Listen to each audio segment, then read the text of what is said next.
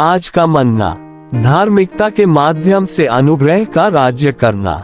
Bible के पद Romeo 5:21 कि जैसा पाप ने मृत्यु फैलाते हुए राज्य किया, वैसा ही हमारे प्रभु यीशु मसीह के द्वारा अनुग्रह भी अनंत जीवन के लिए धर्मी ठहराते हुए राज्य करे।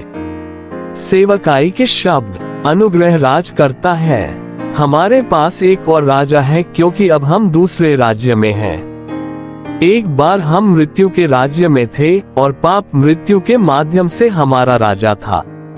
अब हम जीवन के राज्य में हैं और अनुग्रह हमारा राजा है।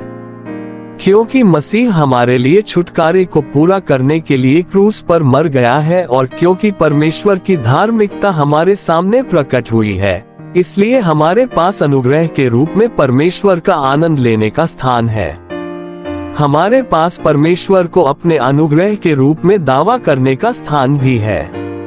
इसलिए अनुग्रह धार्मिकता के माध्यम से अनंत जीवन के लिए राज्य कर सकता है।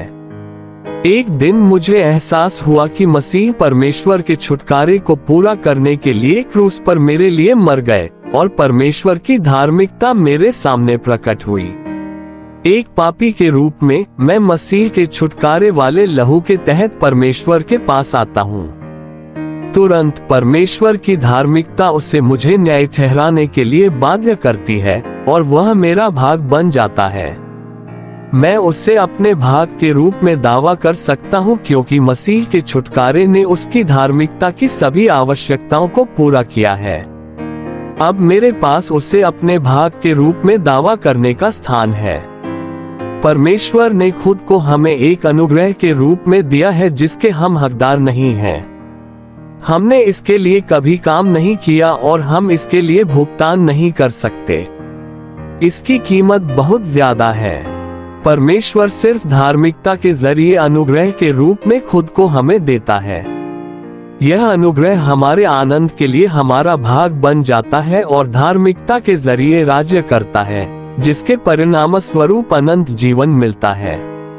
यह अनंत आशीष को संदर्भित नहीं करता है, बल्कि अनंत जीवन को संदर्भित करता है, जिसका हम आज आनंद ले सकते हैं।